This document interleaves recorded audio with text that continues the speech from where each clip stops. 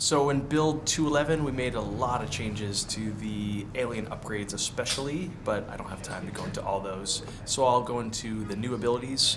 One, there's a Mac EMP blast, which is researchable at the robotics factory, and that lets a Mac or a commander using the Mac do like a radius blast, which takes away 50% of nearby aliens' energy, which would be really good for trapping fades and for working with Marines to take down the higher life forms. There's a couple new things to the main menu. The first thing you'll notice is the Play Now button.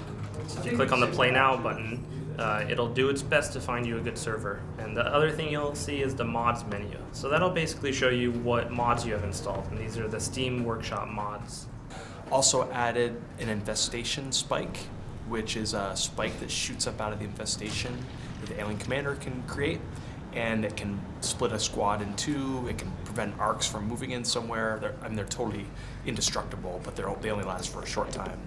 So you can use it for cover, lots of things like that. So docking got quite a bit of revisions. Let's see, there was a lot of just cleanup where there was duplicated entities, tech points, things like that. Those were straightened out. We did a bunch of moving around, so locker room, ball court were moved north to help the siege problem, where you could siege from multiple locations. You could hit a bunch of different tech points and hives.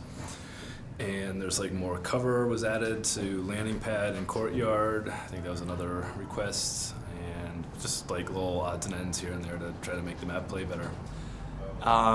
Changed sentries quite a bit, so to make them a bit less like playing against tower defense, playing in a tower defense game, and more about scaling local Marine power.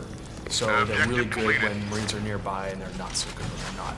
And they repair faster. They ramp up damage over time, but they're also weaker. So hopefully that'll help that. We've made a few adjustments for balance, like when the fade blinks his swipe delay, we removed that delay.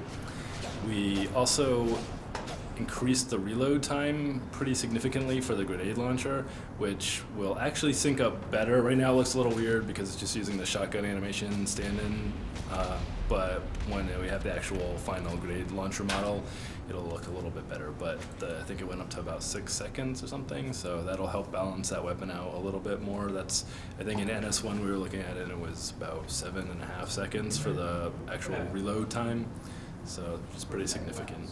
Another thing we have added is a server admin system. So now a server administrator can set up users on their server that could execute special commands, and we've included a link in that in the patch notes. And also made changes to arcs so that they do splash damage to themselves, a la StarCraft, which I think will really help the problem where arc trains are super powerful. Try using that shift and echo in some whips into the middle of some arcs and see what happens. Have fun with it.